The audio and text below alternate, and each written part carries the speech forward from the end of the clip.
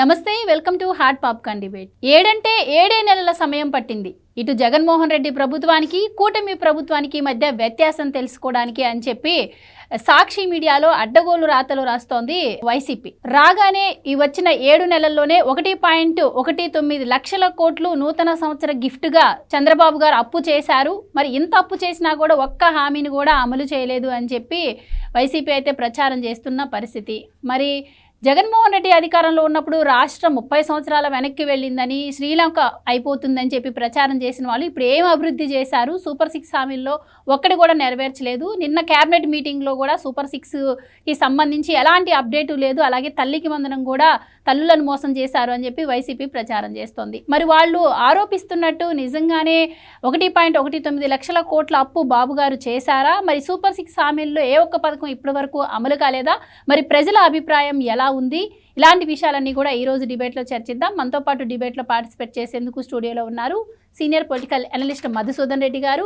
నమస్కారం సార్. నమస్తే అమ్మా. రైట్ సార్, నిన్న ఏపీ క్యాబినెట్ భేటీ అయింది. ఈ భేటీలో సూపర్ 6 గురించి కొన్ని హామీలు ఇవ్వడం జరిగింది. ఈ 2025-26 సంవత్సరానికి తల్లికి వందనం అమలు కావచ్చు, రైతు బంధు కావచ్చు, ఇలాగే ఫిషర్స్ కోసం కూడాను కొంత అమౌంట్ని అలోకేట్ చేయడం జరిగింది. సో ఇవి ఎక్కడైతే ప్రజల్లోకి వెళ్తాయని భావించిన వైసీపీ అందుకే ఇలాంటి ప్రచారానికి తెరలేపింది అనుకోవచ్చా? అలాగే రాజధాని గురించి ఇప్పటికే ఎన్నోసార్లు విష ప్రచారం చేసింది. సో అయినా కూడా ఎక్కడ ఆ పనులు ఆగని పరిస్థితి ఆంధ్రప్రదేశ్ ప్రజలందరికీ కూడా అర్థమైంది. మళ్ళీ ఇప్పుడు తాజాగా 31,000 కోట్లు రాజధాని నిర్మాణం కోసం అప్పు చేశారు అని కూడా ప్రచారం చేస్తుంది. సో ఎలా చూడొచ్చు అంటారు? ఇప్పుడు వాళ్ళ నాన్న పోతా రాసుకోవటానికి ఒక పేపర్ ఇచ్చాడు, చూసుకోవటానికి ఒక టీవీ ఇచ్చాడు. అది పుట్టిందే వాళ్ళు ఏం చేశారంటే జగతి పబ్లికేషన్, అది అవినీతి పుత్రిక, తెలుగు ప్రజలకి విషపత్రిక. అదేవిధంగా ఇందిరా టెలివిజన్, అదేంటంటే ఒక ఇందిరాగాంధీ పేరు పెట్టినట్టు మోసం చేసి నాటి కాంగ్రెస్ పార్టీని దోచేసి కొన్నటువంటి ఈ అవినీతి పత్రికలో వచ్చినటువంటి పక్షి ఛానల్లో వచ్చిన న్యూస్ అంతా కూడా ఫేక్. పక్షి టీవీలో పక్షి ఛానల్లో వచ్చిందంతా ఫేక్ న్యూస్. ఈ ఫేక్ న్యూస్కి గట్టిగా సమాధానం ఇస్తారు. ఎందుకంటే ఏపీ మీడియా ఫెడరేషన్ అని ఉంటుంది sir. AP media federation Delhi Babu Reddy ఇతను ఏం చేశాడంటే ఏసీబీకి కంప్లైంట్ ఇచ్చాడు. సాక్షి పక్షి ఛానల్ పక్షి పత్రిక రెండు కలిపి డబ్బులు దోసేశారు. ఆ గ్యాంగ్ కలిపి 859 కోట్లు. ఎంత? నాటే జోక్ కాదు, 859 కోట్లు నొక్కేసిన ఆ dacoit fake TV fake paper వీళ్ళ మాట్లాడేదే. వాళ్ళ బ్యాచ్ ఈ పులివెందల పాబ్లో ఎస్కోబార్ ఈ జే గ్యాంగ్ అంతా కలిసి కొట్టేసిన డబ్బు ఎంతంటే 859 కోట్లు. ఎవడమ్మ మొగుడు సొమ్మది నేను అడగటుండా, రిటర్న్ ఇచ్చేయండి రా. తెలుగు ప్రజల డబ్బు, శ్రమజీవుల రక్తాన్ని దాగిండు. ఓన్లీ ఆంధ్రప్రదేశ్ మీడియా ఫెడరేషన్ అడ్డం పెట్టుకొని, దేవుల్ పాలర్ అమర్ అనే ఒక గాండును అడ్డం పెట్టుకొని, కొమ్మినేని శ్రీనివాస్ అనేటువంటి ఒక యధవను పెట్టుకొని 859 కోట్లు కొట్టేసింది కూడా కాక వీళ్ళ మాట్లాడేదా. ఆనాటి సమాచార పౌర సంబంధాల శాఖ కమిషనర్ ఉంటాడు, వాడి పేరేందో తెలుసా? తమ్మా విజయ్ కుమార్ రెడ్డి. తుమ్మో ఆ దరిద్రుడికి తెలీదా ప్రజల సొమ్ము దోచుకోవడం తప్పని? ఈ తమ్మా విజయ్ కుమార్ రెడ్డి అనేవాడు. వాడి మీద ఏసీబీ అరెస్ట్ చేస్తుందంటే నిన్న హైకోర్టుకి పరుగును పోయిండు. ఎవరికి అడిగి పోయిండు? ఫైల్ ఆడబెట్టారు తెలుసా? జడ్జి గారు, న్యాయమూర్తి గారు, మహాన్యాయం చెప్పే న్యాయదేవతను కాపాడే పరమాత్ముడు అనమాట. ఆయన పేరు justice K Srinivasa Reddy. Jaganmohan Reddy case పెట్టిన ఆయనేమో ఢిల్లీ బాబు రెడ్డి, కేసులు ఇరుక్కున్న కమిషనర్ ఏమో తొమ్మ విజయ్ కుమార్ రెడ్డి. కేసు ఏ జడ్జి కాడబెట్టారు? Justice K Srinivasa Reddy. నేను ఎందుకు చెప్పానంటే మనకి ఒక శ్లోకం ఉంది, సత్యమేవ జయతే, తర్వాత లోకా సమస్త సుఖినో భవంతు. లోకంలో ఉండే వాళ్ళందరూ బాగుండాలి, మనము బాగుండాలని కోరుకుని చెప్పే మన సనాతన ధర్మం. సర్వే జనా సుఖినో భవంతు అంటాం, ఇంతే కదా. అందరూ బాగుండాలి, అందులో మనం ఉండాలి. తర్వాత తమసోమా జ్యోతిర్గమయ అని అంటాం. ఈ 4 సిద్ధాంతాలు నీ పత్రికలో కానీ నీ నిజ జీవితంలో కానీ ఉంటాయా? నేను ఒక్కనే బాగుండాలా, నా కుటుంబమే బాగుండాలా, నేనే దోసుకోవాలా అనే భావన తప్ప ఇంకొకటి లేదు కదా. అయితే ఇక్కడ నేనంటుండే పాయింట్ బై పాయింట్ అంకమరావు గారు, ఎంత పేకు దరిద్రం అంటే ఆ న్యూసు 1,09,328 కోట్లు కాగ్ ఇచ్చిన రిపోర్ట్ ఇది. 1,09,328 కోట్లు ప్రభుత్వానికి ఎక్స్పెండిచర్ వచ్చిందని కాగ్ ఇచ్చిన రిపోర్టు. ఎక్కడి నుంచి వచ్చింది నీకు 1,19,000? దీనికి కథ. దీనికో రిజర్వ్ బ్యాంక్ ఆఫ్ ఇండియాలో జూన్ 25న మొట్టమొదట చంద్రబాబు నాయుడు ఎక్కిన తర్వాత తీసుకున్నది 2,000 కోట్లు. తర్వాత జూలైలో 2వ తేదీన 5,000 కోట్లు, 16వ తేదీన 2,000 కోట్లు, 30వ తేదీన 3,000 కోట్లు. వెరసి ఆగస్టు నెలలో 27వ తేదీన 3,000 కోట్లు, తర్వాత 30వ తేదీన 4,000 కోట్లు. సెప్టెంబర్ నెలకు వచ్చేసరికి 3వ తేదీ 2024 4,000 కోట్లు, అక్టోబర్లో 1వ తేదీ 2024 3,000 కోట్లు, 29వ తేదీ 2024 3,000 కోట్లు, నవంబర్ నెలకు వచ్చేలకే 5వ తేదీ 2,000 కోట్లు, 26వ తేదీ 2,000 కోట్లు, డిసెంబర్ నెలకు వచ్చేసరికి 3వ తేదీ 4,237 కోట్లు, 31వ తేదీ 5,000 కోట్లు. వెరసి ఈ డబ్బంతా కలుపుకున్నా కూడా రిజర్వ్ బ్యాంక్ ఆఫ్ ఇండియా ఎవడు పోయినా వెబ్సైట్లో ఉంటుంది, ఫెయిర్గా ఉంటుంది ఈ డాక్యుమెంటు. 42,237 కోట్లు reserve bank of India FRBM నిబంధనలకు లోబడి తీసుకున్నారు. కానీ ఒక అమరావతికే 31,000 కోట్లు తెచ్చారంటున్నారు. ఈ కథ అంతా ఏం చెప్తానేనండి. ఈ కలికాల కాకరి, ఈ కలికాల జగనాసురుడు చేసినటువంటి అప్పులకి కేవలం వడ్డీ కట్టేది 2,400 కోట్లు పర్ మంత్ ఈఎంఐ పెండింగ్ ఉంది. అట్ట నీకు మామూలుగా 12 నెలలకు వేసుకుండేళ్ళకి అన్నగారు వడ్డీ రూపంలో కట్టాల్సినటువంటి అమౌంట్ ఫైనాన్షియల్ ఇయర్ మనకి ఏప్రిల్ 1 నుంచి మళ్ళీ మార్చి 31 వరకే వడ్డీ కట్టాల్సిన డబ్బు ఆంధ్రప్రదేశ్ ప్రజలు 28,800 కోట్లు. 28,000. ఎందుకంటే 2,400 పర్ మంత్, నీకు 12 నెలలకు వేసుకోండి 24,000 కోట్లు, మిగతా 2 నెలలకు యాడ్ చేయండి 2,800 కోట్లు కేవలం వడ్డీ రూపంలో కట్టాల్సిన డబ్బు. ఇదంతా కట్టుకుంటూ వచ్చిందిగా 7 నెలల్లో. ఇదైతే వాస్తవేగా. తర్వాత ధాన్యం బకాయిలు పెట్టిపోయిండు. ఏది రైతులకు ఇవ్వాల్సిన డబ్బు 1,474 కోట్లు. ఈ కూటమి ప్రభుత్వం వచ్చినాక కట్టిందా లేదా? ఈ 7 నెలల కాలంలో వడ్డీ రూపంలో చంద్రబాబు నాయుడు గారు కట్టిన వడ్డీయే 16,800 కోట్లు. ఆగండి, అన్నీ చెప్తా. గృహ నిర్మాణ బకాయిలు పేదలకు ఇచ్చిన ఇళ్లకి 330 కోట్ల రూపాయలు ఇచ్చిండు.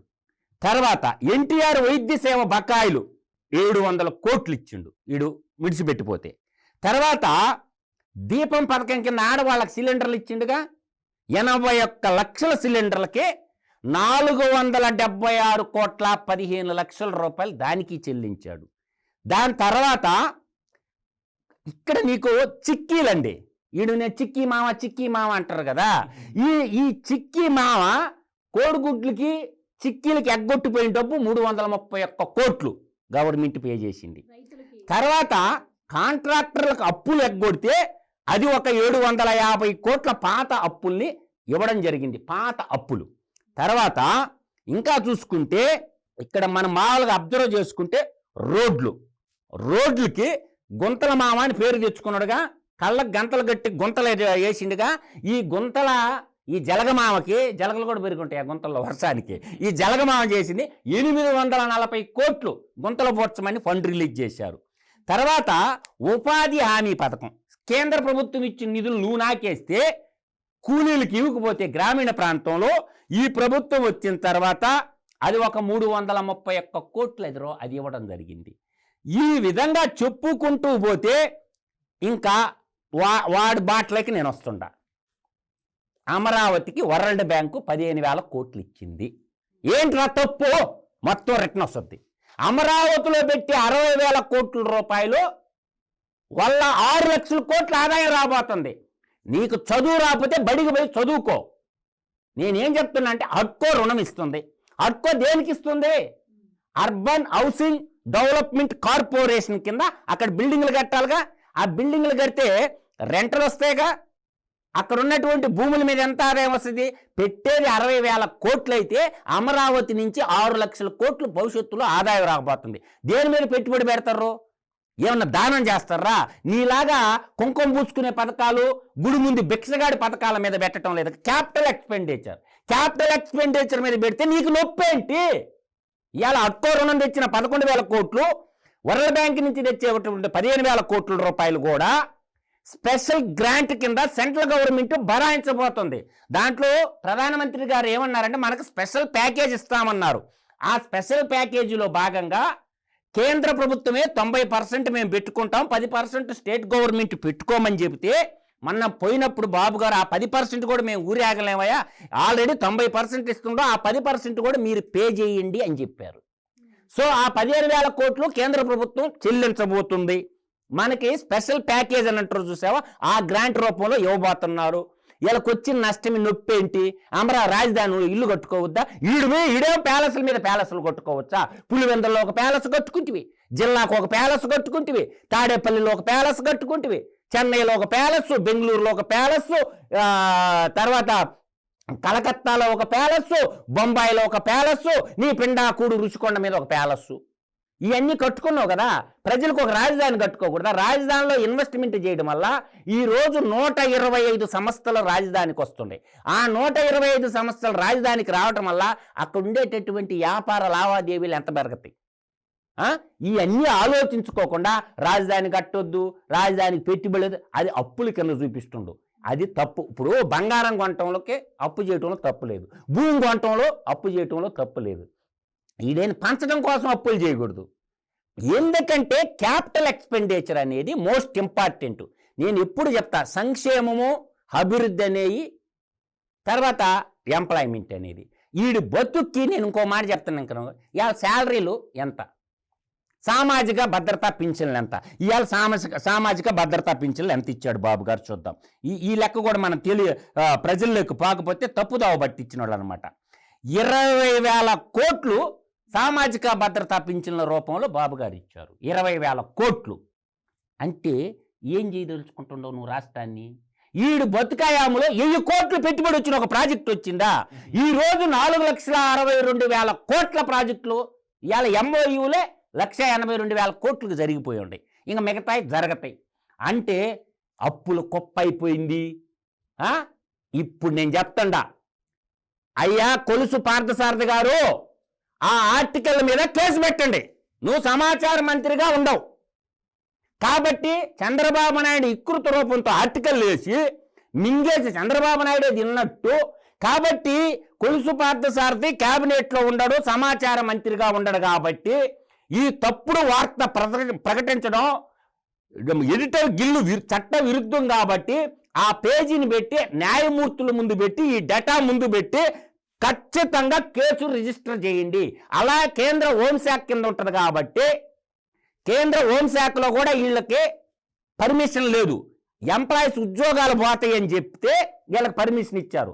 కాబట్టి మన కేంద్ర హోంమంత్రి అమిత్ షా కూడా, అయ్యా నీ పాత మిత్రుడు ఈ విధంగా చేస్తున్నాడో దీన్ని ఏ విధంగా చర్య తీసుకుంటావో తీసుకోమని చెప్పి సమాచార మంత్రి ఏదైతే పార్థసారథి ఉన్నాడో కొలుసు పార్థసారథి కేసు పెట్టి తీరాలా ప్రభుత్వము. పెట్టకపోతే ఈ రాతలకి ఈ అవాకులు చవాకులు పేల్తానే ఉంటారు. కాబట్టి పార్థసారథి కేసు పెట్టిన దాకా నిద్రపోకూడదు.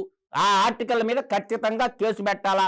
ఆ అబద్ధాలు చెప్పుకొని, అదే నేను చెప్తున్నా కదా, వాడు అతి మంచితనం, అతి నిజాయితీ, వాడికై వాడు చెప్పుకుంటాడు సెల్ఫ్ డబ్బా. ఈ అతి మంచితనం, అతి నిజాయితీ చంద్రబాబు నాయుడు కాడు ఉండబట్టి వాడు భూమి మీద సంచరిస్తుండు. ఈ రెండు చంద్రబాబు నాయుడు దగ్గర ఉన్నాయి. అవి ఉండబెట్టి వాడు భూమి మీద సంచరిస్తుండే కలికాల కాకరగాడు. కాబట్టి వాడిని ఇటువంటి తప్పుడు రాతలు రాసినటువంటి పక్షి ఛానల్, పక్షి టీవీని తక్షణం బ్యాన్ చేయాలా. ఇది అశుద్ధాన్ని వండి వారిస్తుంది రోజు. కాబట్టి ఈ అశుద్ధ పక్షి టీవీని, పక్షి ఛానల్ని తక్షణం బ్యాన్ చేయాలనేది నా యొక్క డిమాండ్. 371 కోట్లు సార్, 859 కోట్ల రూపాయలు ఒక పక్షి మీడియాకి, ఒక పక్షి ఛానల్కి దోచిపెట్టిన సొమ్ము 371 కోట్లు యాడ్ రూపంలో. ఉంగుంటే యాచ్చు, కుక్కుంటే యాచ్చు, లేస్తే యాచ్చు, అదన్నట్టుంచునా అట్లా చేసినారు సార్ వాళ్ళు. 371 కోట్లు. దేవులపల్లి అమర్గాడ్ అనే ఒక్కడే 100 కోట్లు తిన్నాడు సార్. వాడి మీద కేసు ఎందుకు పెట్టడం లేదు? దేవులపల్లి అమ్మారు ఢిల్లీలో నేషనల్ మీడియా కోఆర్డినేటర్ తీసుకొని 100 కోట్లు నాకేసాను నేషనల్ మీడియా డబ్బు. కాబట్టి ఇప్పుడు 5 లక్షలు నెలకు నాకేసి కొమ్మినేని శ్రీనివాసు సాక్షి మీడియా వాళ్ళకే కోసమా 6 కోట్ల ఆంధ్ర కోసం ఉన్నది ఇదంతా. కొమ్మినేని శ్రీనివాసులు దేనికున్నాడు? ఈ సాక్షిలో ఉన్న ముఠా మొత్తం కూడా జే గ్యాంగ్ ముఠా అంతా విజయబాబు ఎంత తిన్నాడు, తర్వాత కొమ్మినేని శ్రీనివాస్ ఎంత తిన్నాడు, తర్వాత దేవులపల్లి అమర ఎంత తిన్నాడు, వీళ్ళకేమైనా ఆంధ్రప్రదేశ్ రాష్ట్రానికి వీళ్ళకేమన్నా సంబంధం ఉందా? లేదు కదా. అందువల్ల ఏంటంటే వీళ్ళందరూ కూడా దోపిడీ సంఘానికే దండుపాలెం బ్యాచ్ అనమాట. దండుపాలెం అనకూడదు, అది మంచి ఊరే. ఈ పులివెందల పాపులో ఎస్కోబారి, పులివెందల కన్నింగాడు చేసిన పని మీద చర్య తీసుకోమని అంటున్నాం మనం. రెవెన్యూ రికవరీ యాక్ట్ పెట్టి రిటర్న్ తీసుకోవాలా. ఎంతమందిని పిలిచారు మీరు? 41 నోటీసులు ఎంతమందికి ఇచ్చారు? ఇదే కాదన్న గారు నేను చెప్తున్నాను, సింపుల్గా చెప్తా. ఇదొక్కటే ప్రజలకు బాధ్యత. ఇప్పుడు మనకి స్టాటిస్టిక్స్ ఉన్నాయి సార్. ఆంధ్రప్రదేశ్ ఉమ్మడి రాష్ట్రం కాకుండా భారతదేశ వ్యాప్తంగా లిక్కర్ స్టాటిస్టిక్స్ ఒకటి ఉంటుంది. 43% తాగుబోతులు ఉన్న రాష్ట్రం తెలంగాణ, 28% తాగుబోతులు ఉండేది ఒరిస్సా, 23% తాగుబోతులు ఉండే రాష్ట్రం ఆంధ్రప్రదేశ్. దేశవ్యాప్తంగా లిక్కర్ స్టాటిస్టిక్సే చెప్తున్నా నేను. ఇప్పుడు మొన్న బాబు గారు అన్ని డిస్టిలరీస్ మీద ఎంక్వైరీ చేయించాడు. చేయించినప్పుడు ఒక క్వార్టర్కి 50 రూపాయలు తాడేపల్లి ప్యాలెస్కి కప్పం కట్టారు. బొత్స సత్యనారాయణ సత్య డిస్టిలరీతో అదాన్ డిస్టిలరీ అంటే విజయసాయిరెడ్డిది అల్లుడిది, పెద్దిరెడ్డి రామచంద్రారెడ్డి అంటే సన్నపరెడ్డి పెద్ద వెంకట విరుకుల రెడ్డి అనబడేటటువంటి ఆయన చచ్చిపోతే వాళ్ళ అల్లుళ్ళు బెదిరించి పెద్దిరెడ్డి మిథున్ రెడ్డి వాళ్ళే దోసుకున్నాడు. ఏది ఆగ్రోస్ నంద్యాల ఎస్పీ పైపుల్ రెడ్డి వాళ్ళది. దాంట్లో ఒక సింపుల్ క్యాలిక్యులేషన్ అన్నగారు, 35 లక్షల మంది తాగుబోతులు ఉండరు. నేను అంటుండా ఈరోజు క్వార్టర్కి 50 రూపాయలు వేసుకున్నాం, 60 నెలలు ప్రభుత్వం ఉన్నది, నెలకు 30 రోజులు. ఈ 3 60, 30 ఇంటూ 50 వేసుకుంటే 90,000 అయింది. 90,000 ఇంటూ 35 లక్షల జనాభాకి వేస్తే 31,500 కోట్ల రూపాయలు కరప్షన్ ఒక్క లిక్కర్లోనే జరిగిందని మీ సిఐడి, మీ సివిసి ఇచ్చిన రిపోర్టు ప్రజల ముందు పెట్టండి. ఆ రిపోర్టు కూడా దాపెట్టొద్దు. 170 రూపాయలు కంపెనీలో వాళ్ళకి ఇచ్చంట, 220 రూపాయలు. ఇప్పుడు తాగుబోతుల్ని బాబు నీ ఈ క్వార్టర్ ఎంత కొన్నావంటే వాళ్ళు సమాధానం చెప్తారుగా. కంపెనీ వాళ్ళు మాకు వచ్చింది 170 రూపాయలే సార్, 50 రూపాయలు తాడేపల్లి ప్యాలెస్కి ఇచ్చాము, అవి లెక్కలో చూపేలా. ఎందుకంటే గూగుల్ పే లేదు, ఫోన్పే లేదు, డిజిటల్ ఇండియా బంగాళాఖాతంలో కలిపేసిండు, అంతా క్యాష్ అండ్ క్యారీ కదా.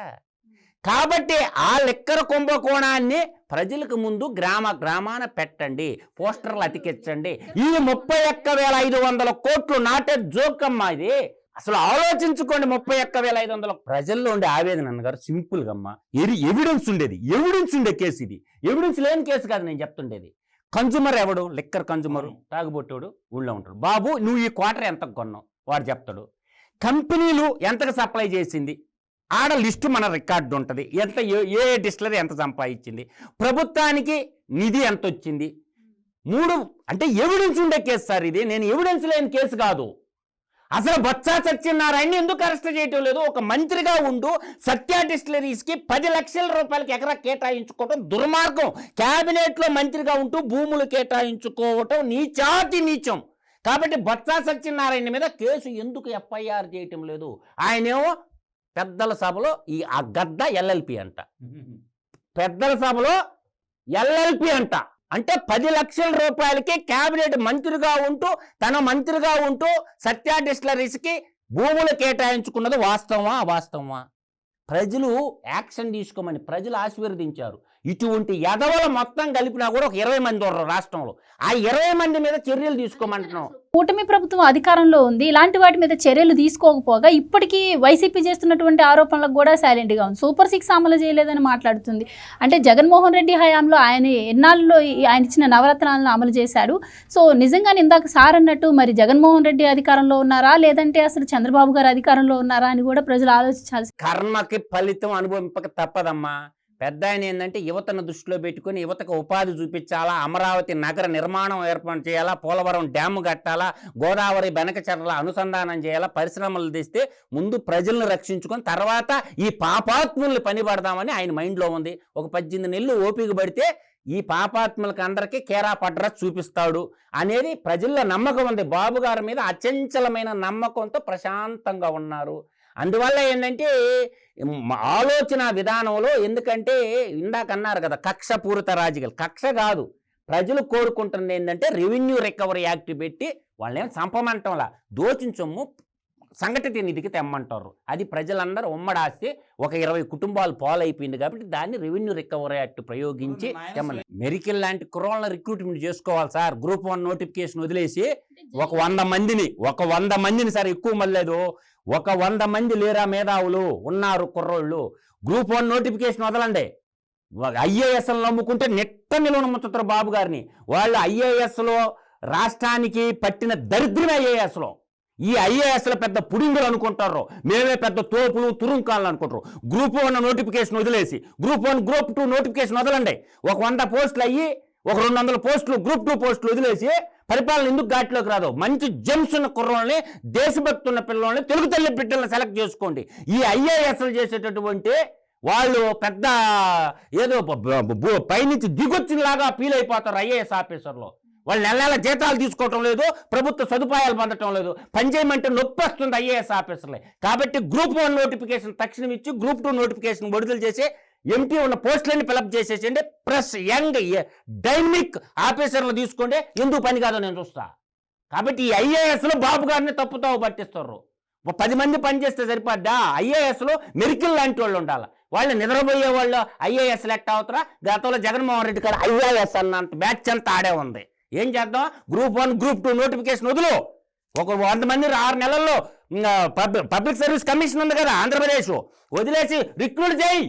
ఎందుకు కాదో చూద్దాం. ఛాలెంజ్గా తీసుకో. ఒక 500 మంది ఆఫీసర్లు మెరికల్ లాంటి వాళ్ళు నీతిమంతులు దొరకరా తెలుగు గడ్డ మీద?